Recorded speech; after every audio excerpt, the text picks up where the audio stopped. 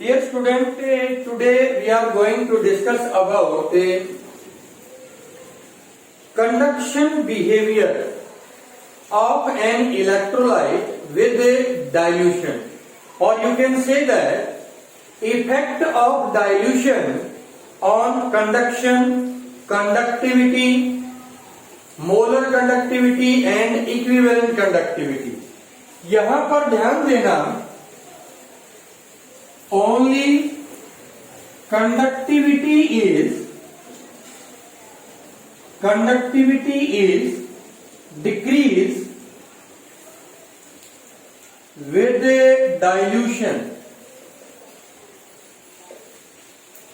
Otherwise, conduction, molar conductivity and equivalent conductivity is increased with a dilution. ये dilution के साथ increase होंगे भाई. अब ऐसा बिहेवियर क्यों होता है ये हमने समझना. कंडक्टिविटी हमने समझा था number of current carrying ion per centimetre cube of the solution. और जैसे जैसे आप डाइल्यूट करेंगे सॉल्यूशन को, number of current carrying ion per centimetre cube of the solution is decreases.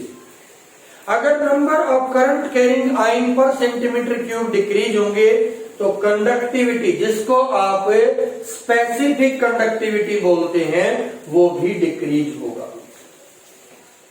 अब कंडक्शन, मोलर कंडक्टिविटी और इक्विवेलेंट कंडक्टिविटी इंक्रीज क्यों होते हैं. देखो, in case of strong electrolyte, when we dilute the solution, inter ionic attraction is decrease. देखो, strong electrolyte के अंदर complete dissociation होता है, तो यहां पर नंबर ऑफ आयन बढ़ने या घटने का तो कोई सवाल नहीं है. अब यहां पर आयन एक दूसरे के नजदीक है, वॉल्यूम कम है तो आयन एक दूसरे के नजदीक है. आयन एक दूसरे के नजदीक है तो इंटर आयनिक अट्रैक्शन ज्यादा होगा. आपने डाइल्यूट किया, वॉल्यूम बढ़ा तो आयन एक दूसरे से दूर गए. जैसे आयन दूर जाएंगे, इंटर आयनिक अट्रैक्शन डिक्रीज हो जाएगा and ion can freely move. जो आयन है वो फ्रीली मूव करेगा and conduction increase. For weak electrolyte, when we dilute the solution, then a number of ion produce is increase. क्योंकि हमेशा ध्यान रखना, in with dilution the dissociation of weak electrolyte is increases. Dissociation increase मतलब number of ion बढ़ गए. Number of ion बढ़ गए तो कंडक्शन भी इंक्रीज हो गया आपका. इस तरह से जो है आप कंडक्शन के बारे में देख सकते हैं. इक्विवेलेंट कंडक्टिविटी और molar conductivity increase because both of them is depend upon the volume, and after dilution volume of the solution is increasing. जो solution का वॉल्यूम है वो इंक्रीज होता जाएगा. वॉल्यूम इंक्रीज होगा तो ये दोनों टर्म जो है वो इंक्रीज होंगे, इक्विवेलेंट कंडक्टिविटी और molar conductivity. Now we are talking about conduction behaviour of weak and strong electrolyte or a variation of molar conductivity of weak and strong electrolyte with dilution.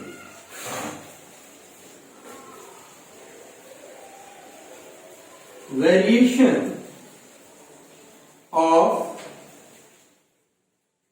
molar conductivity with a dilution for weak and strong electrolyte. Weak and strong electrolyte. Weak और strong electrolyte किस प्रकार से variation show करते हैं molar conductivity में dilution के साथ। The variation of molar conductivity can be obtained by the equation named as Debye-Huckel-Onsager equation. Debye-Huckel-Onsager equation. इस इक्वेशन के द्वारा हम समझते हैं, इक्वेशन क्या है, molar conductivity at concentration C is always equal to limiting molar conductivity minus A√C। और इस इक्वेशन को समझते हैं, this is the molar conductivity at any concentration. This is limiting molar conductivity, molar conductivity of a electrolyte at infinite dilution where its concentration is almost zero. And you can say that there is no effect on molar conductivity with dilution.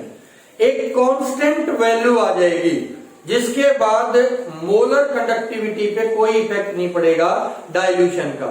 That value is known as a limiting molar conductivity. A is constant which depend upon the nature of electrolyte. A जो है वो constant है जो nature of electrolyte पे depend करेगा, किस प्रकार का आपका इलेक्ट्रोलाइट है। जैसे NaCl टाइप 1,1 इलेक्ट्रोलाइट बोलते हैं हम इनको, BaCl2 टाइप इनको हम 1,2 टाइप ऑफ इलेक्ट्रोलाइट बोलते हैं, BaSO4 टाइप 2,2 टाइप इलेक्ट्रोलाइट। जो जिस टाइप का इलेक्ट्रोलाइट है उसके लिए A की वैल्यू सेम रहेगी। It will be changed when the type of electrolyte is changed. C is the concentration. If we plot the graph, अगर हम यहां पर ग्राफ प्लॉट करें between molar conductivity and under root concentration, then you find the graph for strong electrolyte like that. ये strong electrolyte है KCl के लिए graph इस तरह का ग्राफ होगा। when we dilute the solution, then molar conductivity increases because interionic attraction decreases and volume is increasing. Here the concentration is almost zero and this value is known as a limiting molar conductivity.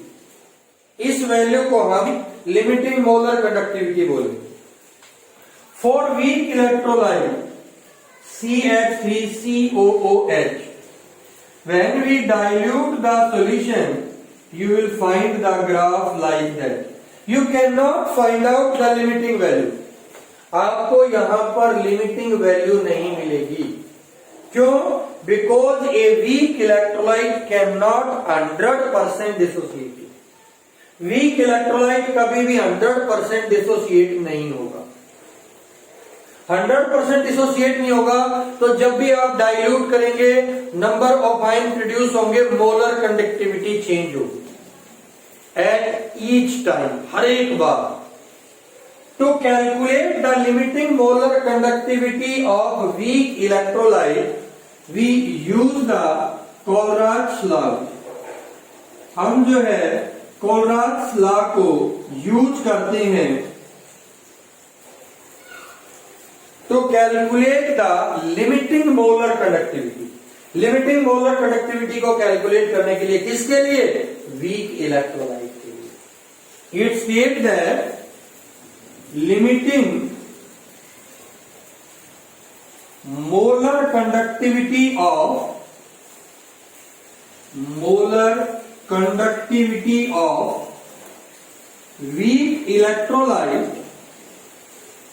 weak electrolyte is equal to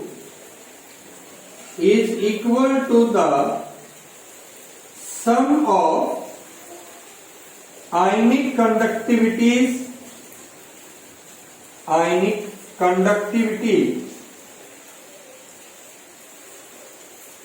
of each ion and each ion multiplied with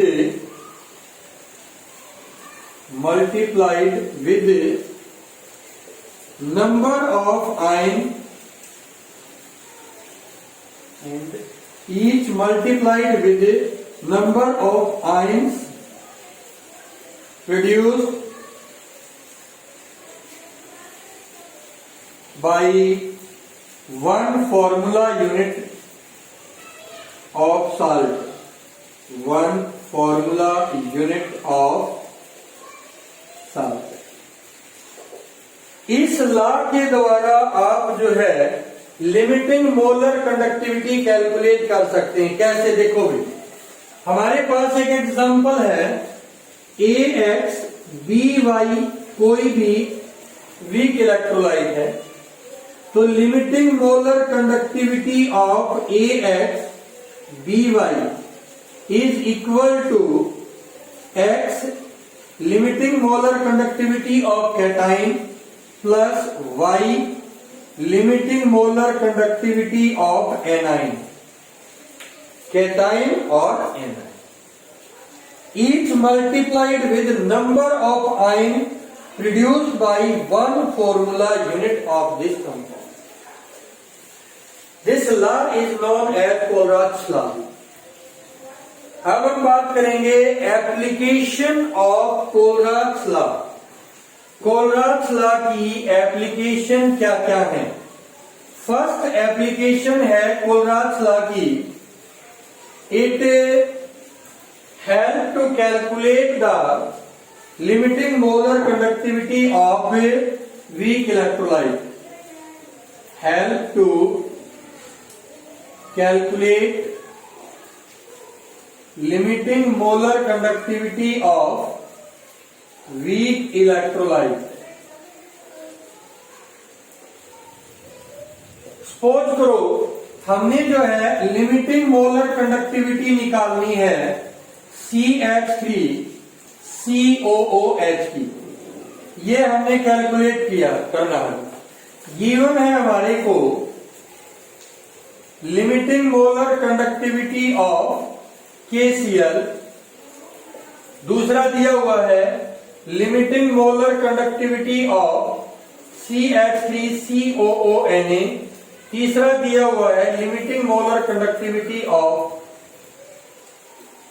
HCl।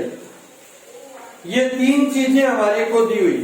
देखो, according to Kohlrausch law, limiting molar conductivity of CH3COOH is equal to limiting ionic conductivity of CH3COO negative plus limiting ionic conductivity of H plus।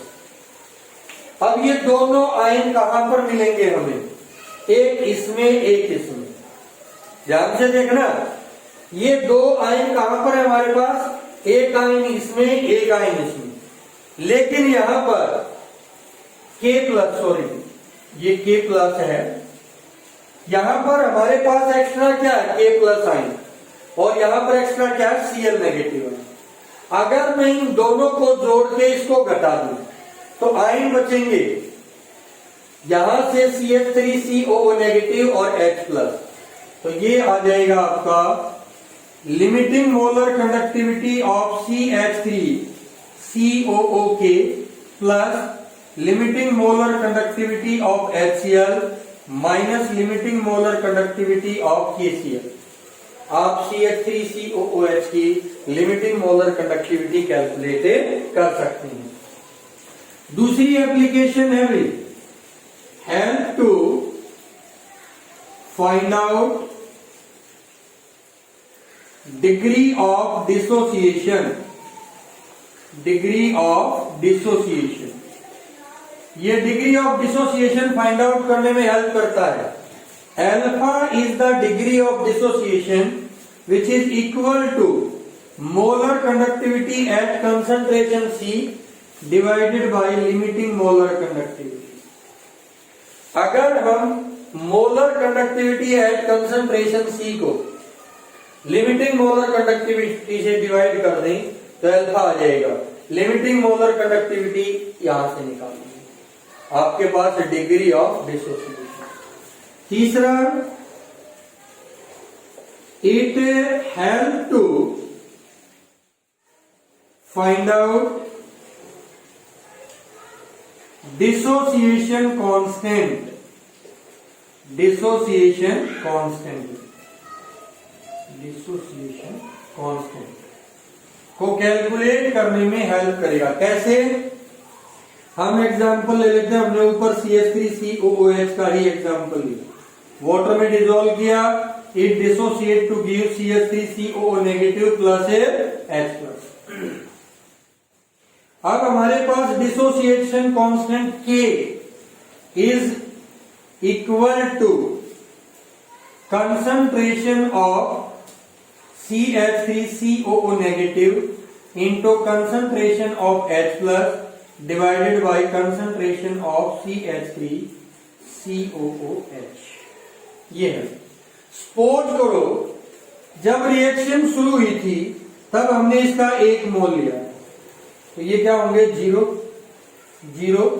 After time T इसके alpha मोल dissociate हो गए, इसके alpha बन गए, इसके alpha. अगर concentration है C तो ये C अल्फा, ये C अल्फा। ये वैल्यू यहां पर पुट कर दोगे, आपके पास आ जाएगा Ka is equal to C alpha square divided by 1 minus alpha. You can calculate the dissociation constant. आप डिसोसिएशन कांस्टेंट को यहां से कैलकुलेट कर सकते हैं। फोर्थ है, it help to calculate the solubility of springly soluble salt।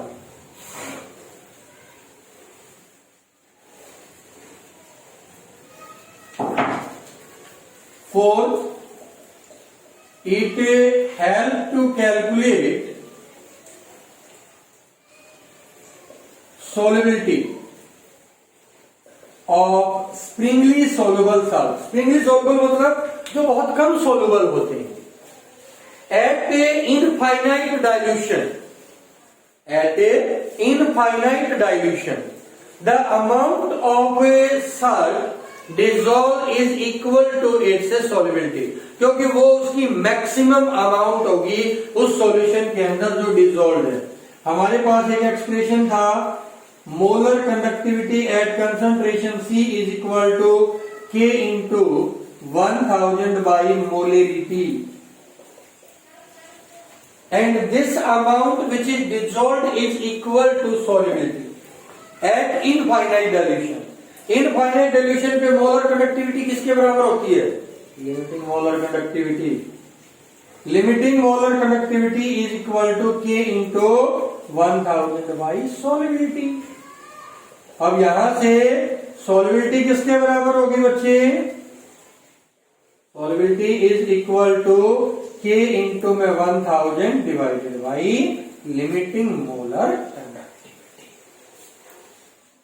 इस तरह से आप जो है वो सॉल्युबिलिटी कैलकुलेट कर सकते हैं किसी भी स्प्रिंगली सॉल्युबल साल्ट की। फिफ्थ है भी आपका, it help to calculate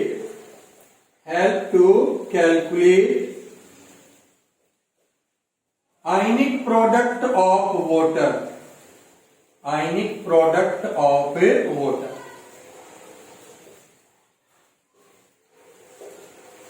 ionic product of water, molar conductivity of water, limiting molar conductivity of water is equal to K into 1000 by molarity, that is concentration of H plus और OH negative. Concentration of H plus और OH negative is equal to K into 1000 by limiting molar conductivity of water. By this expression you can calculate the concentration of H plus or OH negative. Both are equal. दोनों को multiply करोगे then you will get the ionic product of a water. इस तरह से हम जो है इसकी एप्लीकेशन दे सकते हैं। This is all about a Kohlrausch law.